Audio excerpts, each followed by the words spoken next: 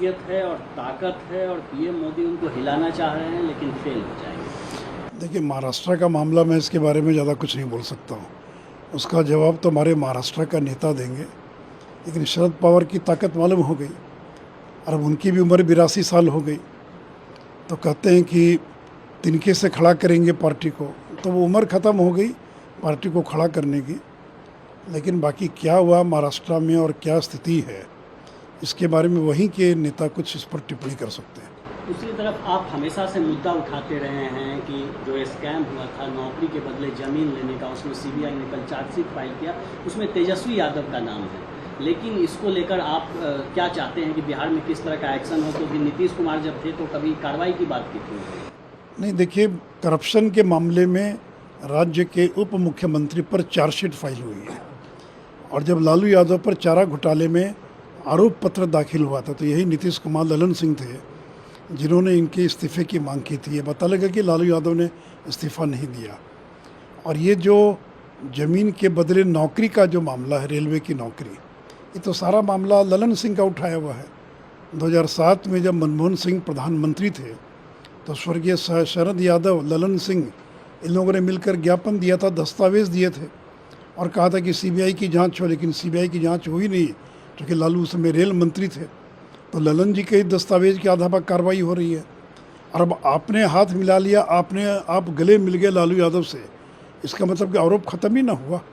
और ये जो कह रहे हैं कि केस ख़त्म हो गया था, मामला ख़त्म, प्रमाण दें, बताएं। कभी केस बंद नहीं हुआ, न कभी केस बंद होता है। तो आपके दस्तावेज के आधार पर तेजस्वी यादव और उनके परिवार को चार्जशीट दाखिल हुई है।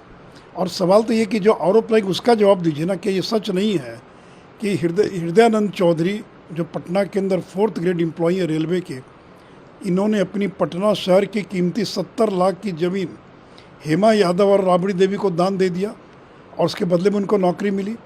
एके इन्फोसिस्टम प्राइवेट लिमिटेड, जिस कंपनी को 1 लाख में तेजस्वी यादव और राबड़ी देवी ने खरीद लिया, 1 लाख में, और ये वही कंपनी एके इन्फोसिस्टम प्राइवेट लिमिटेड जिसके पास करोड़ों की ज़मीन है और जिसके ये 1 लाख में मालिक बन गए। और ज़मीन कहाँ से आई? तो रेलवे में जिन लोगों को नौकरी मिली उन लोगों ने अपनी ज़मीन बेची एके इन्फोसिस्टम को सस्ते औने पौने दाम पर, और आज करोड़ों की ज़मीन के मालिक बन गए तेजस्वी यादव। तो तेजस्वी यादव पर जो चार्जशीट फाइल हुई, इसका आधार यही है, एके इन्फोसिस्टम प्राइवेट लिमिटेड। तो बताएं कि आप उसके डायरेक्टर थे कि नहीं थे, आप उसके शेयर होल्डर थे कि नहीं थे। तो इसलिए जो आरोप लगे उनका जवाब देने के बजाय एक ही वाक्य है, फंसा दिया गया बदले की भावना से। अरे ये मामला तो बहुत दिनों से चल रहा है। और जो एफआईआर दर्ज हुई लालू राबड़ी पर, जो चार्जशीट फाइल हुई, पहली चार्जशीट, वो तो 1 साल पहले फाइल हुई। उसमें तो बिहार के अंदर महागठबंधन नहीं था, उसमें तो बीजेपी जेडीयू की सरकार थी। तो ललन से क्या जवाब देंगे?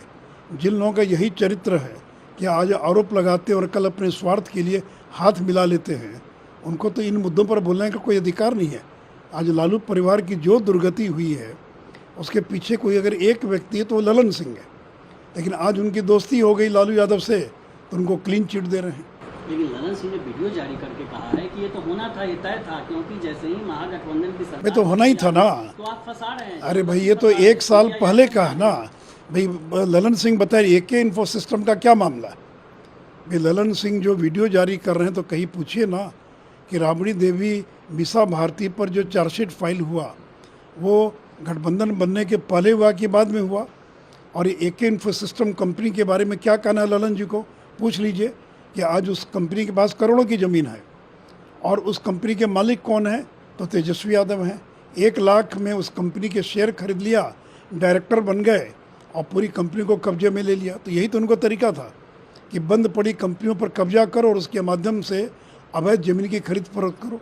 तब तो इसका जवाब आपको कोर्ट में देना पड़ेगा। तो ये बयान देने से नहीं चलेगा कि बदले की भावना से और बाकी के भावना से कार्रवाई हो रही है। इसलिए नीतीश कुमार को अविलंब तेजस्वी यादव को मंत्रिमंडल से बर्खास्त करना चाहिए, क्योंकि वो कहते हैं कि मैं भ्रष्टाचार से कोई समझौता नहीं करूँगा।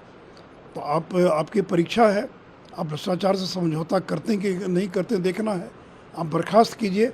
करप्शन के मामले में चार्जशीटेड ने तेजस्वी प्रसाद यादव। कार्रवाई करना चाहिए, उनको पद से हटाना चाहिए। आप भी उनके साथ लंबे समय तक काम किया है, आपको लगता है कि नीतीश कुमार की नैतिकता इतनी है कि उनको हटा पाएंगे? नहीं, देखिए, अगर उनकी नैतिकता होती तो हाथ कैसे मिलाते? भाई जिस लालू यादव के खिलाफ इन्होंने मुकदमा करवाया, चारा घोटाले में 4 मामलों में सजा हुई, उसे हाथ मिला लिया। तो अगर नैतिकता होती तो लालू से हाथ कैसे मिलाते? और एक बार कहा कि मैं मिट्टी में मिल जाऊंगा, लालू से हाथ नहीं मिलाऊंगा। अब फिर लालू से हाथ मिला लिया।